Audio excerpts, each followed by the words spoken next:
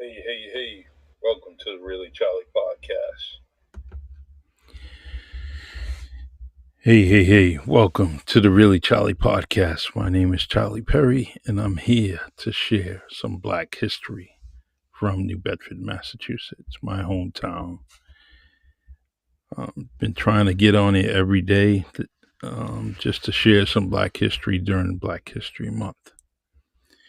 And as most people, agree that Black history is not just one month. Black history is every day. There's so much history that we can learn from, and it just so happens that to honor and celebrate this month, I decided to stick with my hometown. There's a lot of history there. One of the most iconic faces, images in the world when we talk about Black history is Frederick Douglass, Harriet Tubman. So Frederick Douglass lived here in my hometown in New Bedford for quite a while. So we still have things that honor him, whether it's a monument, whether it's the house that he stayed in.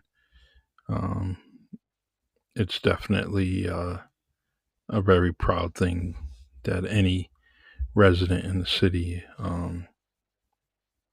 is proud of. All right, today we're going to talk about abolitionism in New Bedford and when it started, who it started from, and so I'm going to go on. This one's going to be a little bit longer than usual, but there's a lot of key facts that I need to bring out. And my source is Wikipedia, and great source. At least I think it is. So, all right, we're gonna move on.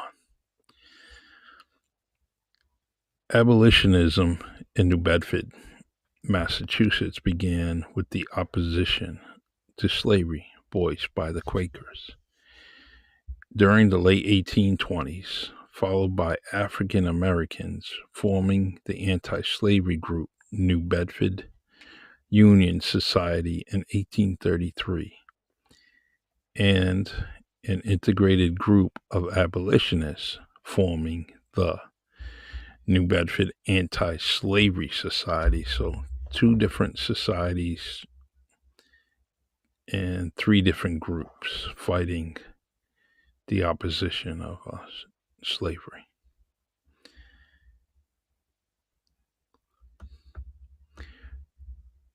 During the era, New Bedford, Massachusetts gained a reputation as a safe haven for fugitive slaves seeking freedom. Located on the east coast of the United States, the town was becoming the whaling capital of the world, where ships frequently returned to port, operated by crews of diverse backgrounds, languages, and ethnicities. Sorry, this is made. All right, this made it easy for fugitive slaves to mix in with crew members. The whaling and shipping industry were also uniquely open to people of color. Although only about 15% of the town supported abolition, the town's abolitionists had different viewpoints about intermarriage, equality or equal opportunity, and full integration. It provided opportunities for home ownership, education, attainment of stable income, and the ability of African Americans to help others escape slavery on the Underground Railroad. At the end of 1853, New Bedford had the highest percentage of African Americans of any city in the northeastern United States. Now, that's an interesting fact. I never knew that. Never knew that. All right, we're going to continue. Abolitionists brought in lecturers, informing former slaves to speak about the horrors of slavery. Frederick Douglass, a former slave and resident of the town, became eloquent and moving orator on the lect, lector circuit. Oh my God, I'm just messing up today. Sorry.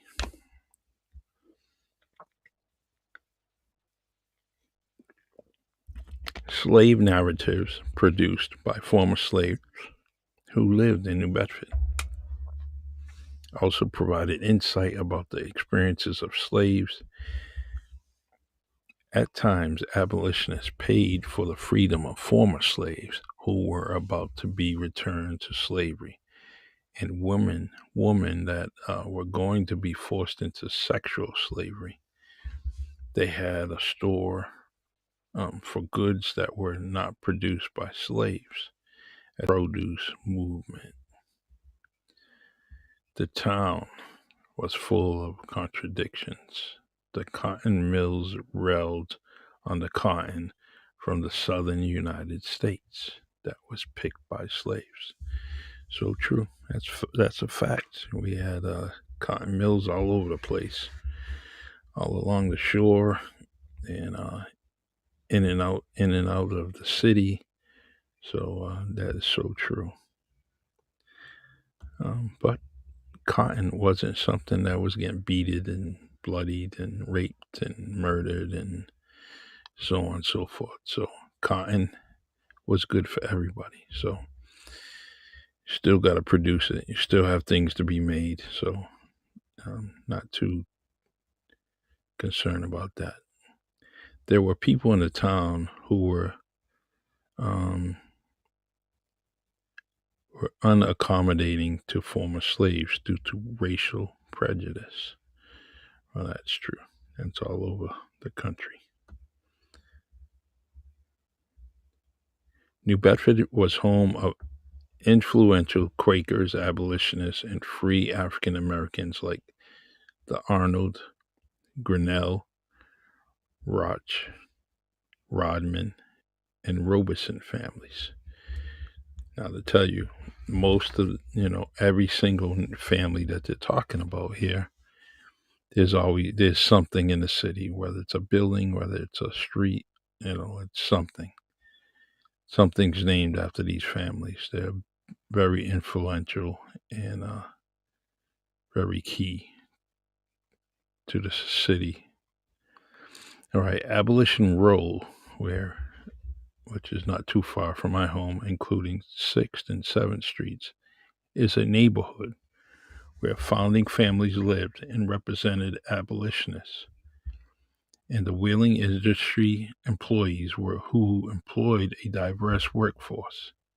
In the 19th century, New Bedford had among the country's highest concentrations of wealth due to lucrative whaling industry that supplied markets around the world with sperm whale oil. It was a superior form of oil for lanterns, and New Bedford became known as the city that lit the world. It's so true. And that's all over all the tourist brochures everywhere when they're trying to advertise Destination New Bedford.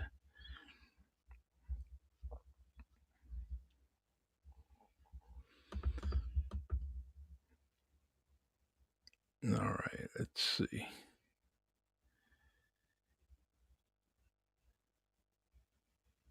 Abolitionists, though, were probably no more than 15% of the community's population, and they realized they could be subject to violence or be killed because of their anti slavery efforts. There were varying and opposing beliefs among abolitionists about intermarriage, equal opportunity, and full integration.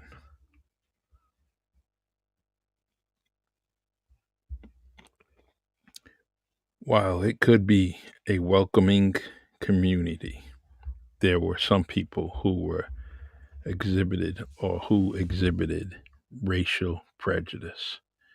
For instance, there were white men who were caulking and coppering a whaling ship who said that all white men would leave the ship if a qualified black man, Frederick Douglass, hired by the owner, boarded the ship.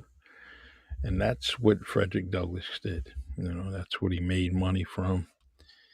And so they were very, very, prejudicial towards him. Frederick Douglass writes in his book, Life and Times of Frederick Douglass, he said, this uncivil, inhuman, and selfish treatment was not so shocking and scandalous in my eyes at the time as if now appears to me. Slavery had inured me to hardships that made ordinary trouble sit lightly upon me. Could I have worked at my trade, I could have earned $2 a day, but as a common laborer, I received but $1.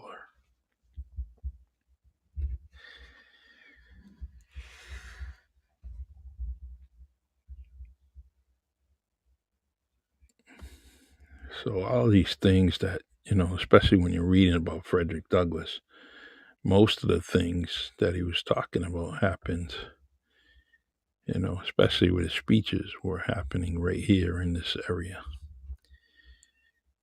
Not all of it, but a good amount of it. In the years before the American Civil War, slavery was illegal in Massachusetts, but the economy of the country still relied upon slavery. For instance, cotton mills of the North relied on the cotton from the South. And that said, New Bedford was a unique place, a cosmopolitan place with much to offer. And after passage of the Fugitive Slaves Act in 1850, the opposition to the law was said to be the ruling sentiment in the town. Anti-slavery efforts. Hello, Donna. How you doing? Nice to see you. Thanks for joining me. Anti-slavery organizations established in New Bedford generally started out as integrated organizations, but later became segregated. In 1834, New Bedford Anti-Slavery Society was established as an integrated organization. The first president was Reverend John Choles, I believe I'm pronouncing that right, of the First Baptist Church, was a white English immigrant. There was also the Bristol County Anti-Slavery Society. Separated groups were formed for young men and for women. The Quaker Meeting House was the site of the anti-slavery addressed by Benjamin Lund in 1828 and is believed to have been a safe house for fugitive slaves. This is a very, very well structured building. You know, it's a brick building. It's still standing. It's still well kept. Very, very popular tourist attraction here in the city. New Bedford, a port town, received ships from all over the world, bringing crew members in different cultures and languages. As a result, it was very easy for someone who escaped slavery to stow away on ships to get lost in the crowd. They arrived in New Bedford having traveled along the eastern seaboard and on ships headed to New Bedford. New Bedford gained a reputation for being able to take in safely hide slaves, many who came from Norfolk, Virginia, from slaveholders. Their success continued even after the Fugitive Slave Act of 1850. One owner, Major Hodgson, I believe it um, said that he and his fellow slaveholders had done all they could to think of to procure the Negro thieves from the fugitive protectors, including having disguised them, went in a different direction and used every endeavor in a silent manner as could be to discover whereabouts of the fugitives, yet they ultimately were unsuccessful. Some of the ship owning merchants, like Rodney French, who traded along the East Coast, were boycotted for their role in saving slaves. Whale oil, a product of the whaling industry from New Bedford, were also boycotted as misinformation strategy. Newspaper articles in the South claimed that people from New Bedford were crazy and treacherous, giving them the opportunity to flee to Canada. Thomas Bain, also known as Sam Nixon, wished to stay in New Bedford and called by the former slaves the fugitives, um, Gibraltar. Sorry. Wow, that's interesting. I never knew that. Hey, Bryden, how you doing? Nice to see you. All right, we're going to continue. Frederick Douglass writes, from my earliest recollection, I dated I date the entertainment of a deep conviction that slavery would not always be able to hold me within its foul embrace. So true. And the Quakers were amazing people. They were doing everything. And with the Slavery Act in 1850, they were really taking a chance. Being jailed and fined. And losing a lot of things that they own. So these people are very, very committed. Well known abolitionist speakers were paid by people in New Bedford to come and speak to the town residents. William Lloyd Garrison, a radical abolitionist, spoke at a Bristol County Anti Slavery Society meeting on August 9th, 1841. Frederick Douglass also spoke that day about his experience as a slave, which led to being lectured for the Massachusetts Anti Slavery Society.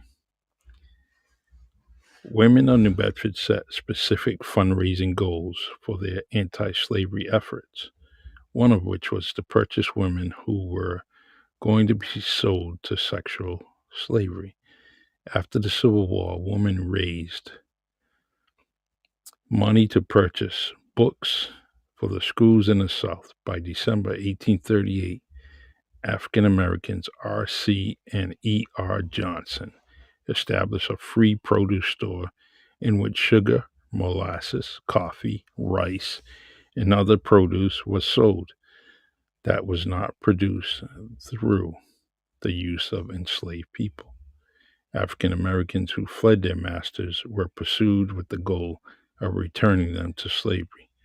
New Bedford business people would not let that happen, partially because it would have affected the labor pool, which is, they mentioned about, the population of African Americans in New Bedford back then was real high, the most in the whole East Coast. So that's, that was their labor force. All right, we're going to go into the African American community in New Bedford back then.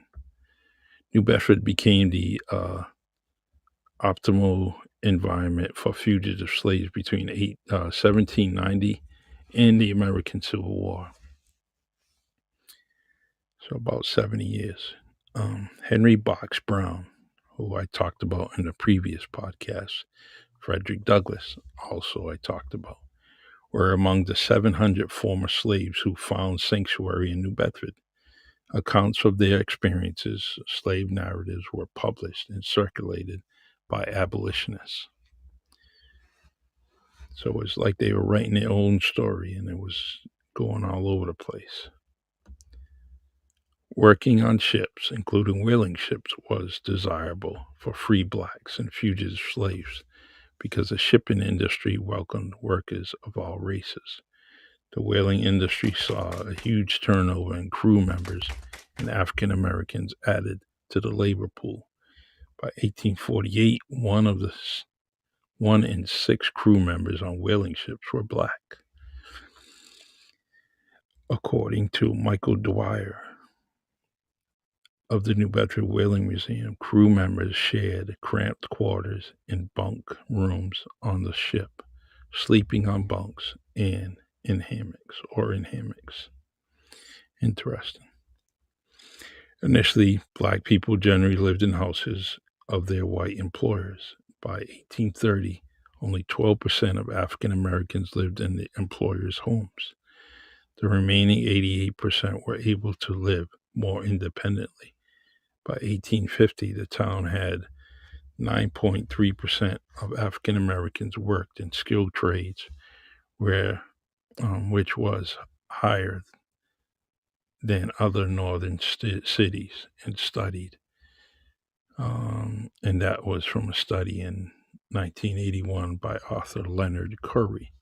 At the end of 1853, New Bedford had the highest percentage of African Americans than any other city in the Northeast. So that's what I talk about when I mention about the labor force. They were huge numbers, 9%, um, was enough. And one out of six sailors were one of them was black.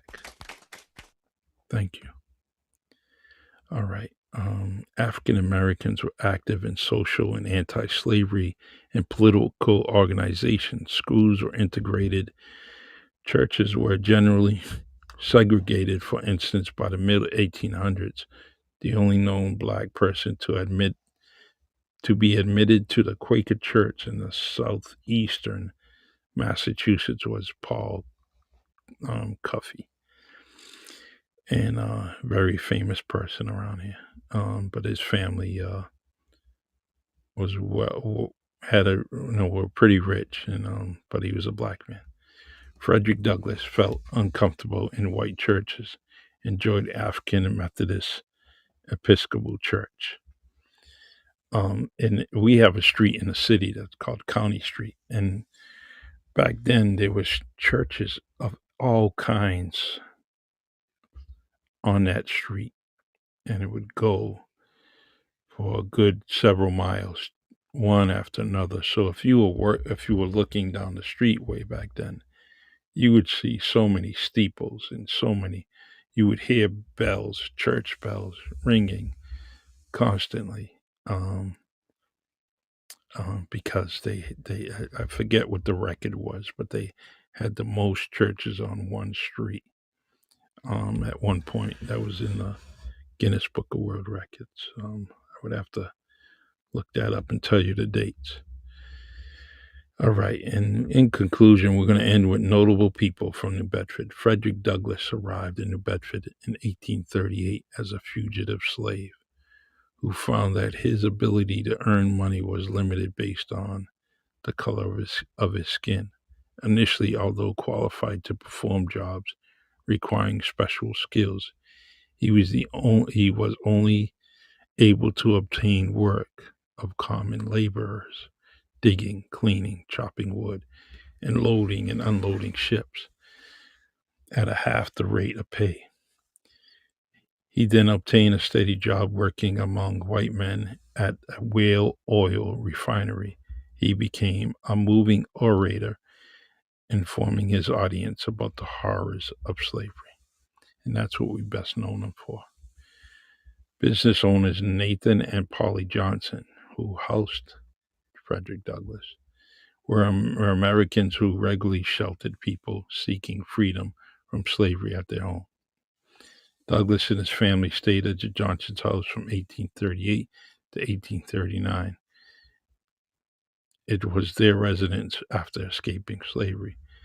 At 1847, the National Convention of Colored People, Nathan was elected president. He was delegated to the annual Convention of Free People of color from 1832 to 1835. So Frederick Douglass had owned. He lived in two homes that I know of in the city, and so they're still glorified. They're still part of the Underground Railroad or the Freedom Trail that we have here, and at least one of us, the Johnson House, the Nathan Pauley House. That's all the other houses that Frederick Douglass did live in are no longer there. It's too bad. I wish they were. So that is my Black history from New Bedford, Massachusetts. Bryden, thank you for joining me. Jenny, I appreciate you. Donna, thank you. And everybody here listening to me on the replay, I appreciate you. And also, all right, hold on, Bryden, here we go. Hello, how you Hi, doing? Charlie. I What, want to what, come up for a minute. My real name is Brian. I'm on here as Bryden Firm. I just wanted to thank you. I thank you. enjoyed listening to you, and I just I know what it's like to pour your heart into something, and I just wanted to let you know you did a good job. I I appreciate it. I hope that maybe you do this more than once because my hobby of the last 30 years is family history and genealogy. Mm-hmm. And I am actually up in Nova Scotia, Canada. Awesome. And so you sound like you know your history and you know where that railway was leading to. And Mm-hmm. this was one of the places that it led to. Since And, 1806. Yes. right?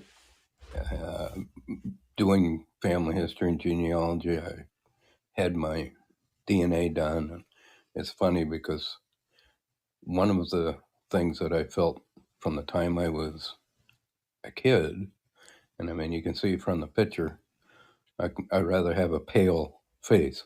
Mm-hmm. the and One of the things I felt from the time I was a kid is that I had black blood, Yes. and according to my DNA, now it's small, it's only 1 or 2%, Mm-hmm. but I have Bantu Man. African blood Awesome. from a couple different areas there. And so, even though I've got a pale face, Mm-hmm. when I'm listening to you, I'm learning my history as well. And I appreciate you for that. I appreciate you and that story. That's amazing. And I I will continue with this. I'm trying to do it every day during this month, and I put up a few podcasts already, and I'll continue tomorrow. I As I search and find some stories, I actually you know pick a time during the day that I can actually come on it because sometimes my schedule needs me to come on later or earlier. So, Nice. but Nice. every day I try to do something. And and we're an hour later up here, so yeah, if it's earlier, I may catch it live, and if not, I'll look for it. I'll look for the replay. But yeah, thank you, my friend. I appreciate Thank you. you. I'm gonna follow you so we can keep in touch and keep on doing what you're Okay. doing. And I appreciate you. Have a good evening. You also. Thank you. Awesome. What a great conversation. That tops it, man. That makes me feel real good. I feel real good with stories like that because Nova Scotia and just the country, Canada is just unbelievable in what they done for African Americans. People don't realize that they were so welcoming, and it's amazing that my uncle, he served in the Korean War, and every single anniversary that they had before him and my aunt passed, they would go up to Canada, and a lot of it's got to the welcoming and the just the huge hospitality that that country displayed to them from the time he got out the war and until the time he raised his family. So they always went up there. That was a special place for them. And Nova Scotia is definitely so beautiful. I'm gonna make it there. There's definitely there's a cruise ship that leaves Boston that goes up there, and I need to do that trip only because I seen pictures from other relatives and it was amazing, amazing. So, all right, everyone, you are definitely appreciated so much. I love doing this. I love Fireside.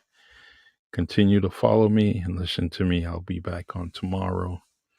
And I also have guests that I come on, and they may be other Fireside creators, and they come on and we kind of hype them up and give them some shine and give them their flowers while they're standing. So, and this Wednesday, I have, well, this coming Wednesday, I have Mary Lee Sweeney from the Mary Lee Show. She'll be on here. So I can't wait for that. All right, everyone. It is always good when I get a chance to talk to you here on Fireside, and I will definitely see you tomorrow. Not, I don't know what time, but it will definitely be probably later on in the evening, so I can do just what I'm doing right now. Take care. I'm gonna miss you, and it will only be 24 hours, but I love you, and God bless. Take care.